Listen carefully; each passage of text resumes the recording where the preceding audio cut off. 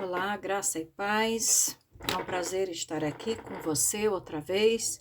Que o Senhor esteja te abençoando e eu tenho certeza que Ele está, porque Deus é fiel, ainda que nós sejamos infiéis, Ele permanece fiel.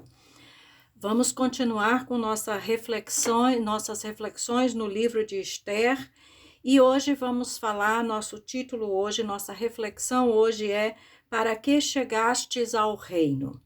Vamos ler Esther capítulo 4, do versículo 12 ao versículo 17, que nos diz o seguinte: Fizeram saber a Mordecai as palavras de Esther. Então lhes disse Mordecai que respondessem a Esther: Não imagines que por estares na casa do rei, só tu escaparás entre todos os judeus. Porque se de todo te calares agora, de outra parte se levantará para os judeus socorro e livramento, mas tu e a casa de teu pai perecereis. E quem sabe se para esta conjuntura como esta, é que fostes elevada a rainha. Então disse Esther que respondessem a Mordecai: Vai, ajunta todos os judeus que se acharem em Suzã e jejuai por mim.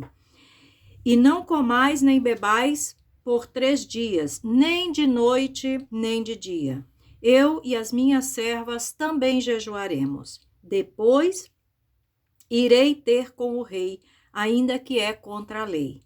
Se perecer, pereci. Então se foi Mordecai e tudo fez segundo Esther lhe havia ordenado. Bem, nós já conhecemos as circunstâncias que corroboraram, que ajudaram para que Esther se tornasse rainha. E sabemos, obviamente, que não foi uma obra do acaso, não foi sem uma razão. Agora, nesse contexto aqui que nós estamos lendo, neste capítulo, ela, Esther e todo o seu povo estavam sob um decreto de morte e de extermínio, de destruição. Então, nestes versículos que lemos agora, é evidente que Esther havia chegado ao reino porque havia um trabalho a fazer, havia uma missão para cumprir. Ela estava ali porque tinha algo que realizar naquele contexto. Esther não estava ali simplesmente para desfrutar da vida do palácio e para exibir sua beleza. Certamente que não era isso. A pergunta que Mardoqueu fez a Esther deve ecoar também nos nossos ouvidos hoje. Para que você chegou ao reino? A pergunta e a afirmação de Mardoqueu para Esther foi: e quem sabe se para conjuntura como esta é que fostes elevada a rainha? Ou seja, quem sabe se exatamente para este momento, esse contexto que você está vivendo, que eu estou vivendo, é que nós chegamos ao reino de Deus. Então, para que você chegou ao reino? Esther estava no reino de Assuero. Nós fazemos parte do reino de Deus. Qual é o trabalho ou a missão que cabe aos filhos do reino? Que cabe a cada um que faz parte do reino de Deus. Então vamos observar aqui pelo papel de Esther, pelo desempenho de Esther, por que ela estava no reino. E isso também nos ensina qual é o nosso papel no reino, para que nós estamos no reino. Em primeiro lugar, no versículo 14, na primeira parte, nós encontramos que Esther estava no reino para não se calar, para falar, para denunciar, para usar da sua posição de rainha, da oportunidade que ela tinha como rainha, da autoridade que ela tinha como rainha, para denunciar o que não estava correto. No versículo 14, a primeira parte, está escrito: porque se de todo te calares agora, de outra parte se levantará socorro. Então, ela não podia se calar. Ela estava no reino para falar, para denunciar as injustiças, os erros, as coisas que não estavam corretas. Estamos no reino de Deus para denunciar as obras do maligno, para denunciar o pecado, para denunciar o engano. E nós encontramos que Esther denunciou Amã.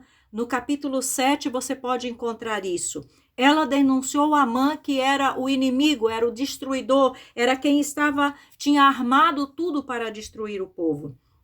Nós encontramos ainda no livro de Esther, no capítulo 2, que Mardoqueu também exerceu esse papel de denunciar o que estava errado. Ele denunciou os porteiros, os eunucos que serviam ao rei e que estavam tramando assassiná-lo. Então, Esther denunciou Amã, Mardoqueu denunciou os eunucos. E se nós formos ver na Bíblia, nós vamos encontrar muitas situações e exemplos de pessoas que atuaram como porta-vozes daqueles que estavam sendo destruídos e enganados pelo inimigo, pelo maligno. Encontramos também na Bíblia que os profetas, além de anunciar a mensagem de Deus, de anunciar as promessas de Deus, os propósitos de Deus, eles também tinham um papel fundamental, que era denunciar o pecado do povo, denunciar quando as pessoas estavam se afastando de Deus e o que estavam fazendo que não agradava a Deus. Então, um dos papéis, uma das missões, um dos trabalhos que temos no reino de Deus, como filhos do reino, é exatamente de não nos calarmos, de não sermos cúmplices do pecado, do engano e das obras do maligno. Temos que denunciar o que o inimigo faz, denunciar os enganos e denunciar ao pecado. E Paulo, no capítulo 5 de Efésios, no versículo 6 a 12, ele diz o seguinte: ninguém vos engane com palavras vãs, porque por essas coisas vem a ira de Deus sobre os filhos da desobediência. Portanto, não sejais participantes com eles, pois outrora erais trevas, porém agora sois luz no Senhor. Andai como filhos da luz, porque o fruto da luz consiste em toda bondade e justiça e verdade, provando sempre o que é agradável ao Senhor. E não sejais cúmplices das obras infrutíferas das trevas, antes, porém, reprovai-as. Porque o que eles fazem em oculto, o só referir é vergonha. O que Paulo nos ensina aqui é que quando um filho do reino se cala diante do engano, diante das mentiras, diante das armações do inimigo, nós nos tornamos cúmplices destes atos. Então, o primeiro papel de Esther como rainha, ela estava ali para falar e denunciar o que não estava correto, o que não estava certo. E esse também é o nosso papel como filhos do reino. Em segundo lugar, encontramos que Esther estava no reino para exercer sua influência. Ela, como rainha, tinha uma autoridade, tinha uma posição e ela precisava influenciar de forma positiva através disso. No versículo 6, nós encontramos dizendo: vai, junta a todos os judeus que se acharem em Suzã e jejuai por mim.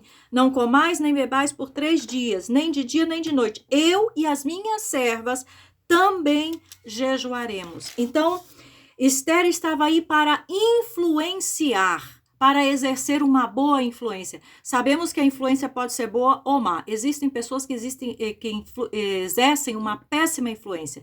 Mas Esther estava ali para exercer uma boa influência e usar a sua autoridade para influenciar de forma benéfica ao seu povo.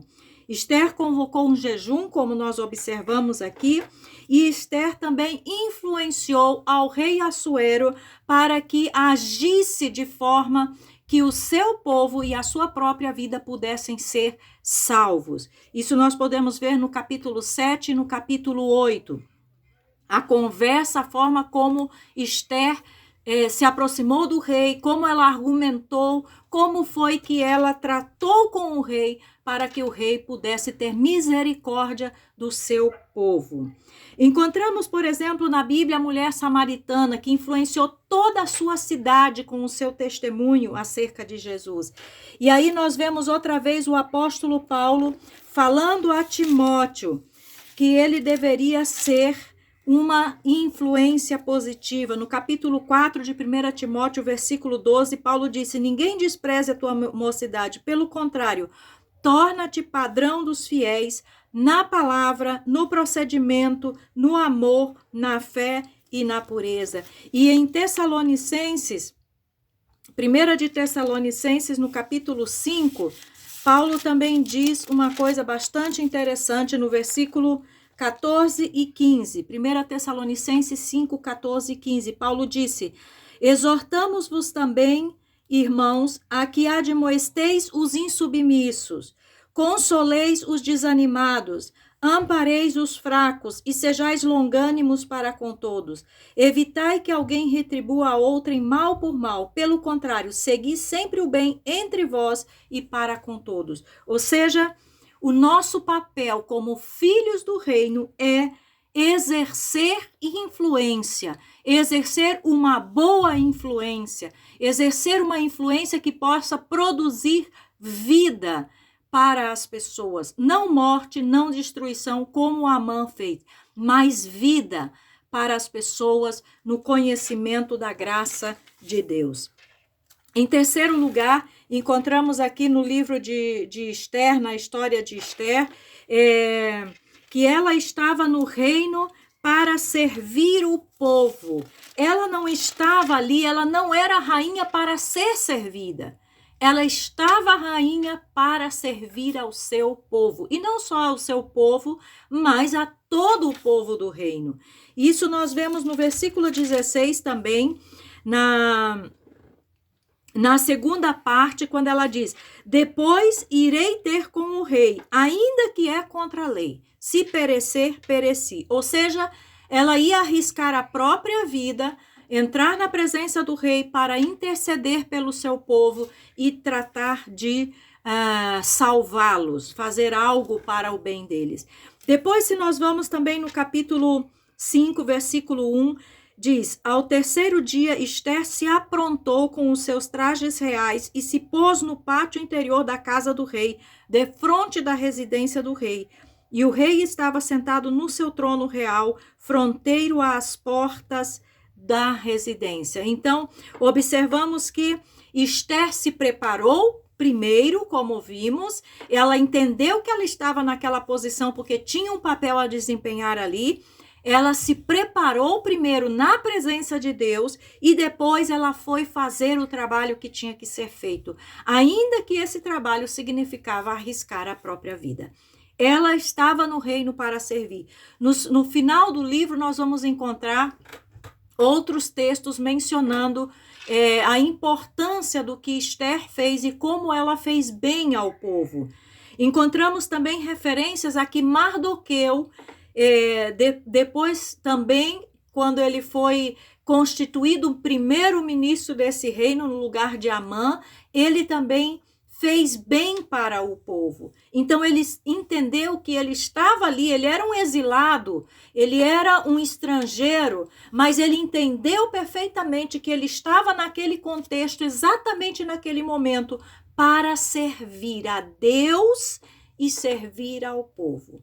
E é esse também o nosso papel como filhos do reino. Estamos no reino, chegamos ao reino de Deus, nessa época, nesse contexto atual, para servir a Deus e servir ao povo de Deus. Jesus disse em Marcos capítulo 10, no versículo 45, Jesus disse que ele não veio para servir, não veio para ser servido, mas para servir. Marcos capítulo 10, versículo 45. Vamos ler o versículo que diz: pois o próprio Filho do Homem não veio para ser servido, mas para servir e dar a sua vida em resgate de muitos. E se você for ler em Deuteronômio, no capítulo 10 também, você vai descobrir que o grande trabalho, a grande responsabilidade que Israel, povo de Deus, e que os filhos do reino de Deus tem de servir ao Senhor. Veja Deuteronômio capítulo 10, versículo 12, que diz: agora, pois, ó Israel, que é que o Senhor requer de ti? Não é que temas o Senhor, teu Deus, andes em todos os seus caminhos e o ames e o sirvas, ao Senhor teu Deus de todo o teu coração, de toda a tua alma. E aí segue o versículo que vai dizendo o que mais Deus requer. Mas o que Deus requer dos seus filhos, do seu povo, é que sirvam ao Senhor. Servir ao Senhor e servir ao próximo. Somos parte do reino para servir ao povo. Somos parte do reino para denunciar as obras do maligno, o pecado e tudo que é contra a verdade e contra o Senhor. Somos do reino de Deus para exercer influência positiva, influência de vida nas pessoas. Somos do reino de Deus para servir a Deus e ao povo de Deus. E alguém já disse, quem não vive para servir, não serve para viver. Finalizando, não fomos escolhidos por Deus para simplesmente sermos salvos e irmos para o céu. Fomos chamados para dar frutos, disse Jesus em João 15,16, e que o nosso fruto seja abundante, seja para sempre. A Bíblia também nos diz que somos chamados para ser bênção, como o Senhor falou para Abraão em Gênesis capítulo 12. Aliás, ele não falou, ele ordenou: sê tu uma bênção. Você está no reino de Deus para ser bênção na vida de outros, para produzir frutos para Deus. Estamos no reino de Deus para fazer a vontade de Deus e não a nossa. Não é para sermos beneficiados, enriquecidos, prosperados, nada disso. Nós estamos no reino de Deus para fazer a vontade de Deus. Esther entendeu isso. E eu desejo sinceramente que você também entenda isso. Você está no reino para ser bênção, produzir frutos, fazer a vontade de Deus, servir ao Senhor e servir ao povo de Deus. Que o Senhor te abençoe ricamente.